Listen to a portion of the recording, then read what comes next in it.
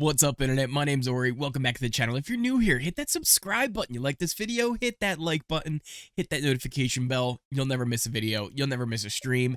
Today we're doing a recap for episode number 4 of The Amazing Race. This one is a continuation from last week. Honestly, I have an issue with how they did this. This should have just been a 2-hour episode, like a back-to-back kind of a thing. It was the mega leg, so we had 2 detours, 2 roadblocks, and only one pit stop at the end. And yeah, it just should have been a 2-hour episode. There was no reason why they should have split this between weeks. Yeah, it was kind of like 2 episodes normally, but with no elimination. It just feels kind of hollow from last week. But anyway, we start things off with Glenda and Labumba still in last place. They haven't left the Ducati factory from last episode as the teams start making their way to Florence, Italy. And that takes us to the very first roadblock. It's chiseled body. Who wants a chiseled body? And basically they had to chisel out from this big square of plaster, this kind of statue looking thing. At first, this seemed like impossible. This was like, wait a second, they actually have to like recreate that? But no, the statue was inside the square block, and once you chipped away, pieces of it started to fall. A lot of the racers all thought that as well as they started it. They were like, wait a minute, like, how am I going to do that? I can't do this. But slowly they all started to kind of realize, oh, you just got to kind of chip away with it. If you did damage it, which was a possibility, you kind of had to repair it with more plaster before you would end up getting your clue to the next location. With this, while we had teams on the way there, Dom and Rich had driving woes. And listen, I try and be not too harsh on people on reality shows. For the most part, I feel like the internet overall gives people a way harder time than they deserve. But there is just something about Rich and Dom. It comes off fake to me. They have this whole like mantra of like being positive and zen, like they meditate, and meanwhile watching them, it doesn't appear like they act that way. They were just kind of bickering the whole time, saying like, oh, like you're navigating, and like, oh, make sure you're watching the signs as you're driving, like you got to do both things. I don't know. There's just something about the two of them that really started to rub me the wrong way the past few episodes. And like, I don't think they're bad people. They just feel fake, right? Like they don't feel like real people to me, right? Like I don't know. It's hard to describe. But maybe you guys are feeling it too. Because definitely by the end of this episode, I was like, all right, I'm done. But Glenda and Labumba actually overtake them because of their driving issues and not being able to get there. But we get to the actual chiseled block challenge as they're trying to break these pieces away. And the twins, Emily and Molly, they end up taking first place from the brothers, Marcus and Michael. So they overtake them heading out of the chiseled body a roadblock first. So great job from the two of them these past 2 episodes. Emily last week with the Ducati doing a fantastic job, just kind of crushing it. Molly this week with the chiseled body, just great work from the two of them. I really am enjoying them a lot. I love their story. I love how they're doing on the race. They seem like they've got great heads on their shoulders. They really have a chance to win this whole thing if they can keep this up. And that takes us to the Detour, which we had 2 options. It was an eye for fashion or window of opportunity. Now, eye for fashion, they had to find 3 fashion shoot locations kind of around, and they had to memorize the outfits. But not just the outfits, the location, which does end up coming back as well, kind of hindering some of the teams that just paid attention to what they were wearing and not where they were. Window of opportunity, this was actually kind of cool.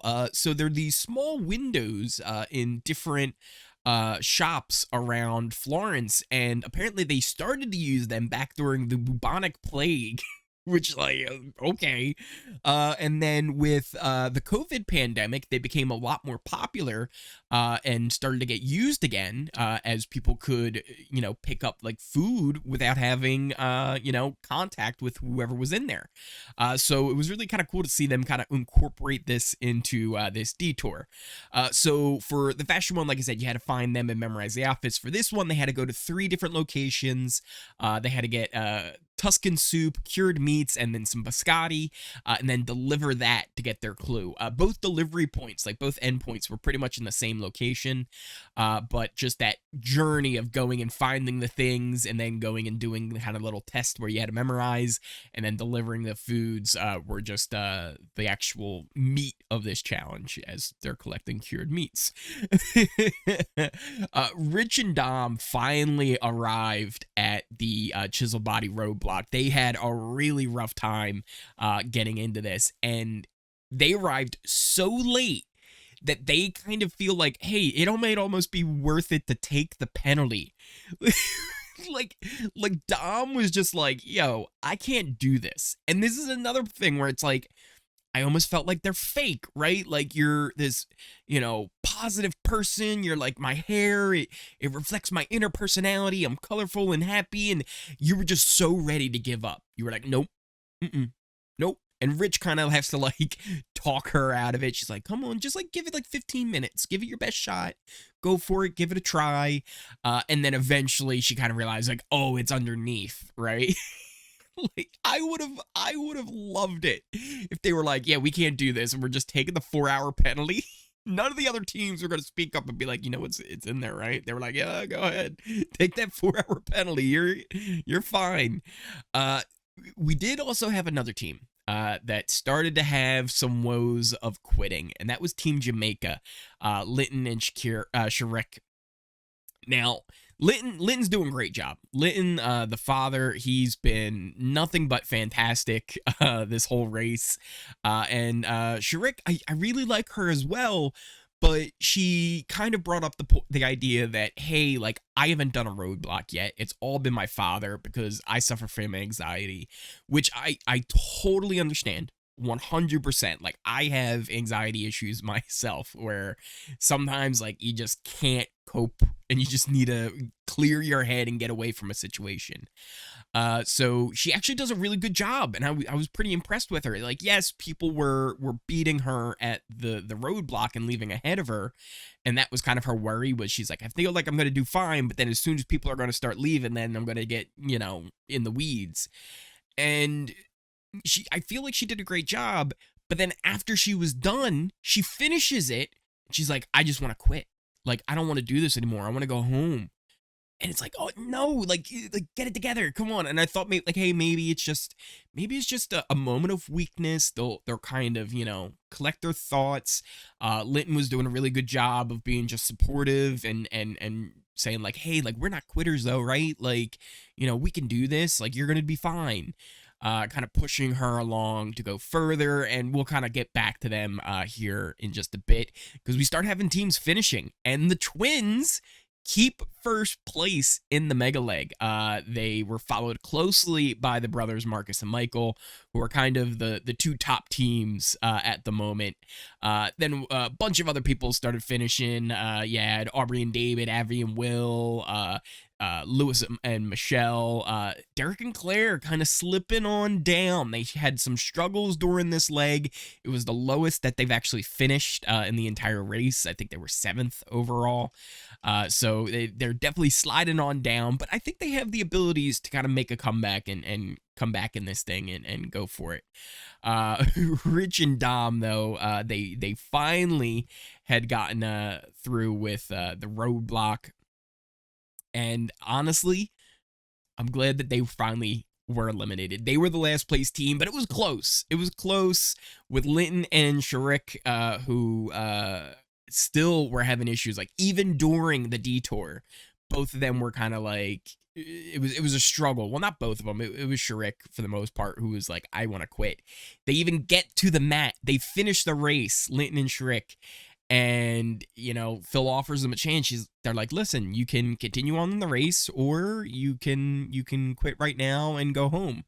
And she was like, fine, I guess I'll keep racing. And it was Rich and Dom who ended up coming in last place. It was close enough even without all that drama with them wanting to quit.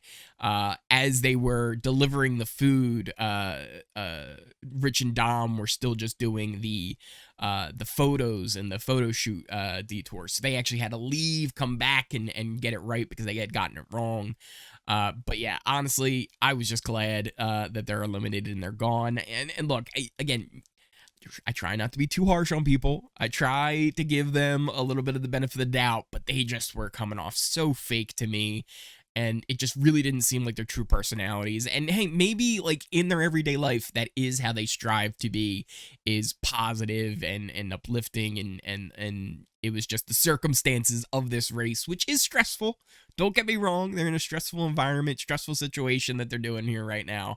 But when you preach one thing and then you're just so opposite of what that entails, I don't know. That just, to me, yeah, it rubs me the wrong way. But what do you guys think? What did you think of the episode? Again, I truly believe this should have been just a 2-hour episode. They should have just combined this into one.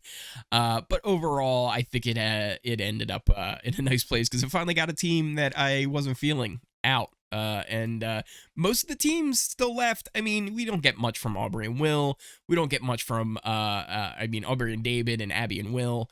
The two of them, I feel like they're just kind of filler teams at this point. Lewis and Michelle, Quentin and Maddie, they're kind of just there as well. Really, the way I'm seeing it as of right now, it's kind of a 4-team race with Derek and Claire, Emily and Molly, Marcus and Michael, and Glenda and LaBumba. So I'm really pulling for one of those 4 because I think they're the ones kind of doing the best right now. We're just not getting enough of everybody else in the race to really have a good, strong opinion on them.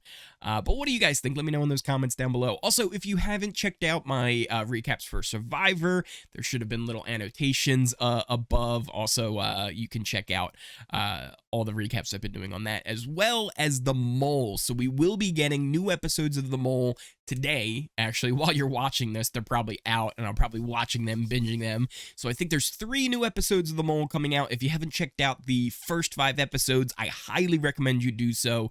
You can check out my video where I kind of recap everything that was happening. I took the quiz, which is actually currently locked. You can't actually even take the quiz anymore until the new episodes are out, and then you can try and retake the quiz.